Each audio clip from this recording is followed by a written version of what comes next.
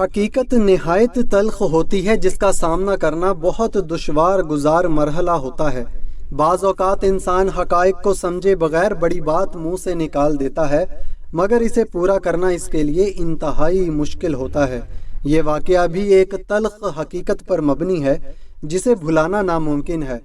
واقعہ یوں ہے کہ میری عزیزہ مسرت نے اپنے بیٹے کی شادی بہت امیر خاندان میں کی، جنہوں نے اپنی بیٹی کو جہیز میں کار، کوٹھی اور کافی سارے زیور کے علاوہ ایک عدد ملازمہ بھی دی۔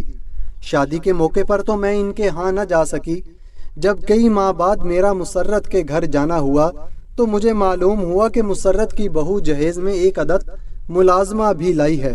میں مسرت کے ساتھ بات چیت میں مصروف تھی کہ ایک چھوٹی سی بچی جس کی عمر تقریباً 7-8 سال کے لگ بھگ تھی چائے لے کر آ گئی۔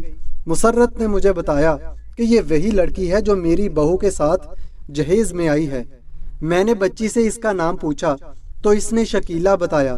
سانولے رنگ کی دبلی پتلی سی شکیلہ کا تعلق ایک غریب گھرانے سے تھا۔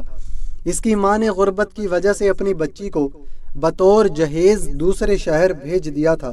یہ سوچ کر مجھ پر ایک عجیب کپکپاہٹ سی طاری ہو گئی۔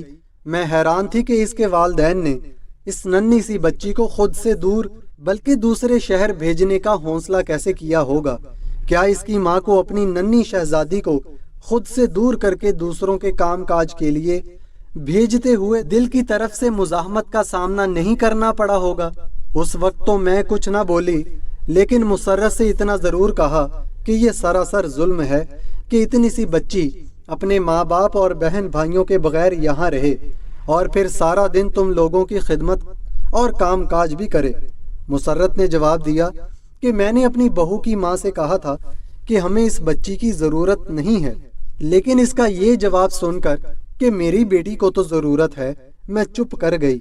اس وقت مجھے کہیں اور ضروری کام سے جانا تھا، لہٰذا میں نے مسرت سے اس بارے میں زیادہ بحث نہیں کی اور واپسی کی راہ لی۔ گھر آ کر بھی میں شکیلہ کے بارے میں سوچتی رہی۔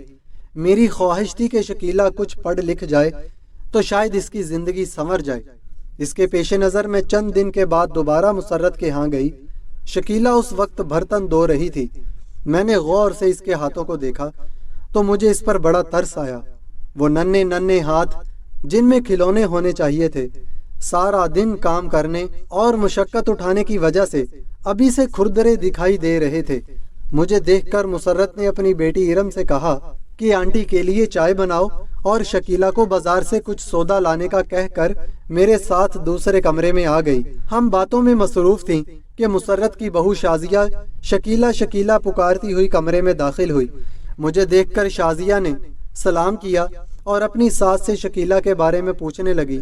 اتنی دیر میں شکیلہ بھی بازار سے آ چکی تھی۔ شازیہ شکیلہ کو دیکھ کر کہنے لگی کہ تم بہت سست ہو، جلدی جلدی ہاتھ چلایا کرو۔ میں کب سے تمہیں تلاش کر رہی ہوں اور تم ہو کہ کہیں دکھائی ہی نہیں دیتی۔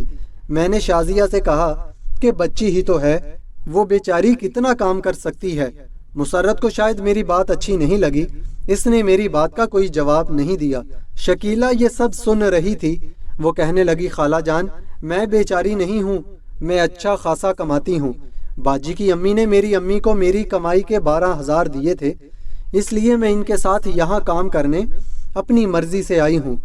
مجھے اس پر کوئی زور زبردستی نہیں ہے، اس نے اپنی انگلی لہراتے ہوئے جواب دیا۔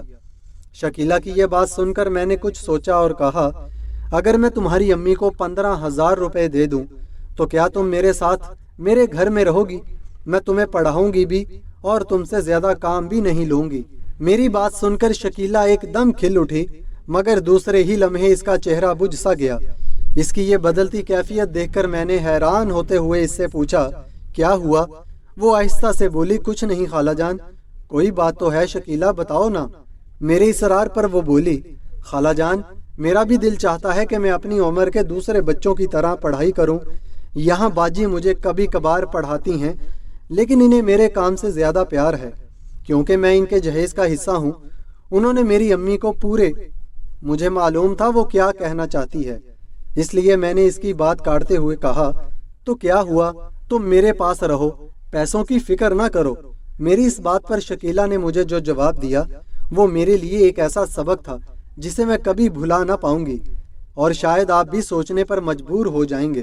شکیلہ نے کہا تھا کہ خالہ جان، زبان زبان ہوتی ہے۔ میری امی نے ان لوگوں کو زبان دی ہوئی ہے کہ میری بیٹی شکیلہ اتنے عرصے تک اپنی تنخواہ پر یہاں کام کرے گی، تو میں انہیں کیسے جھوٹا کر سکتی ہوں؟ آپ مجھے بے شک اس سے 2 گنا پیسوں کا لالچ دیں، لیکن میں اپنی ماں کی بات نہیں ٹال سکتی۔ اگر میں نے اس طرح کیا تو میری چھوٹی بہن جو ابھی 5-7 سال کی ہے، اسے کون کام دے گا؟ میرے پاس اس کی بات کا کوئی جواب نہ تھا، لیکن میں سوچ رہی تھی یہ چھوٹی سی بچی کتنی اعلیٰ ظرف ہے۔